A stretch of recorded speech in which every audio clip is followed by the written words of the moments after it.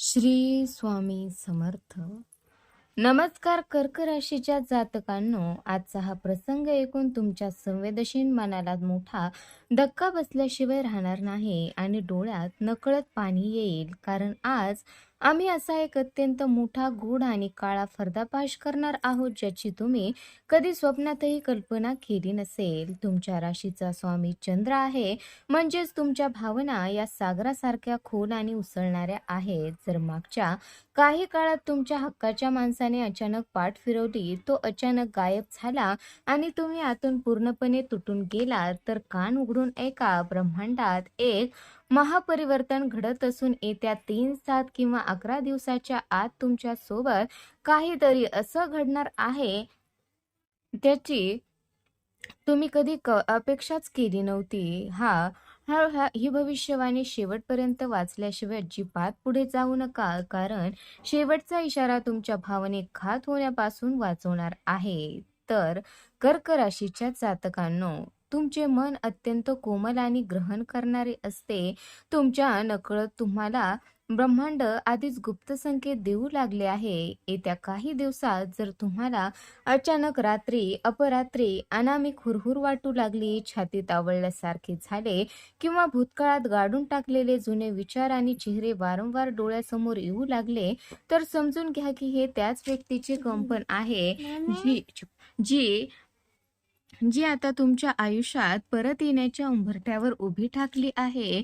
ज्या व्यक्तीला तुम्ही तुमच्या अत्यंत जिव्हाळ्याच्या विश्वातून कायमचं बाहेर बाहेर रस्ता दाखवला होता, त्याच्यासाठी तुम्ही रात्रीशी लढा देऊन शेकडो वेळा अश्रू गाळले होते आणि हे मानून घेतले होते की आता हा अध्याय कायमचा संपलाय. नेमकी तीच व्यक्ती आता अचानक तुमच्या समोर येऊन उभी राहणार आहे. हा संपर्क कसा होईल? अचानक फोनच्या स्क्रीनवर त्या जुन्या व्यक्तीचे नाव झळकणे, रात्री उशिरा एखादा जुन्या आठवणीचा उजाळा देणारा मेसेज येणे किंवा तुम्ही जिथे अजिबात अपेक्षा केली नसेल अशा एखाद्या ठिकाणी ती व्यक्ती समोर येणे, हे सर्व तुमच्या हृदयाची धडधड काही क्षणासाठी पूर्णपणे थांबवून देईल. सुरुवातीला या अचानक घडामोडीमुळे तुमची भावनिक देवाणघेवाण तीव्र होईल आणि जुन्या आठवणीचे काहूर उफाळून येईल. पण लक्षात ठेवा, हा क्षण तुम्हाला पुन्हा त्या दुःखाच्या चक्रात अडकवण्यासाठी नाही, तर तुमच्या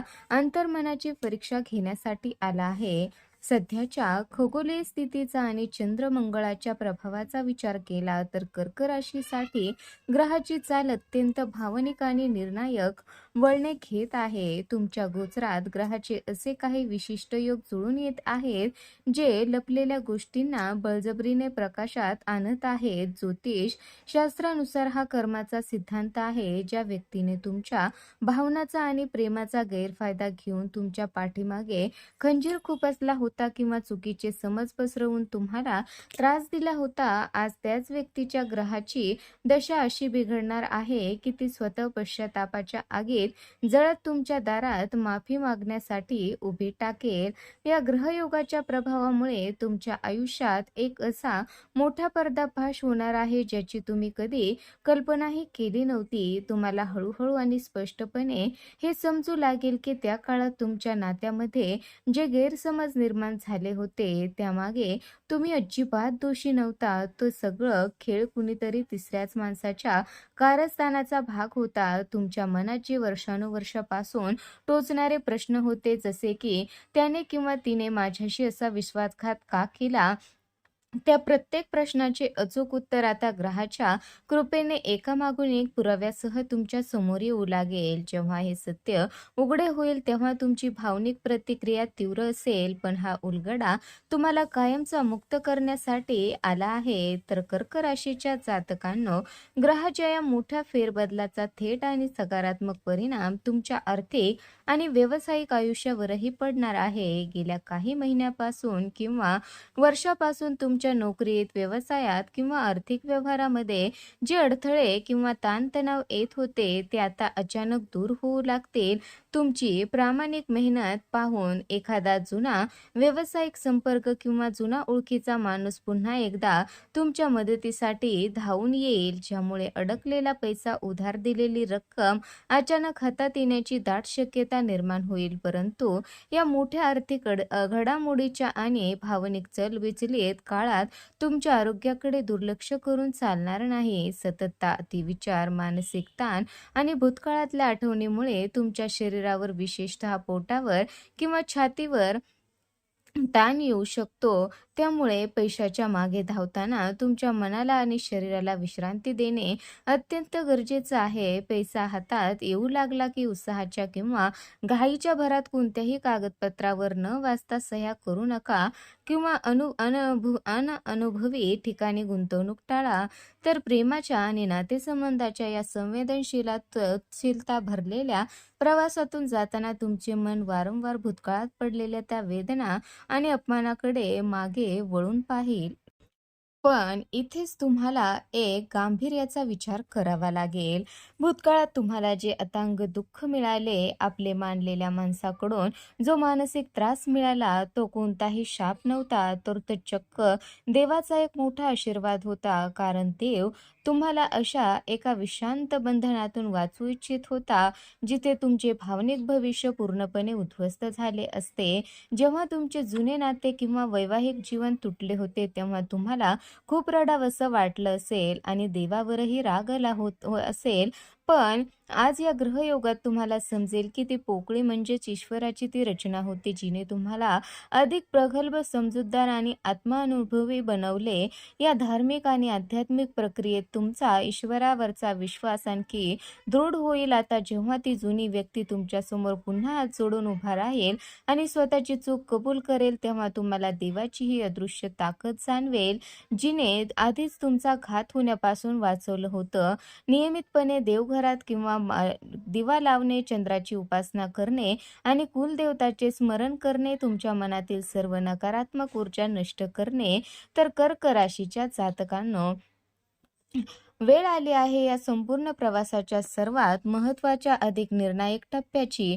इथपर्यंत पोहोचताना तुमच्या कोमल मनाला बरीच उलथापालथ अनुभवावी लागली आहे. पण आता येणारा काळ तुमच्या आत्मसन्मानाचा विजय घेऊन येत आहे.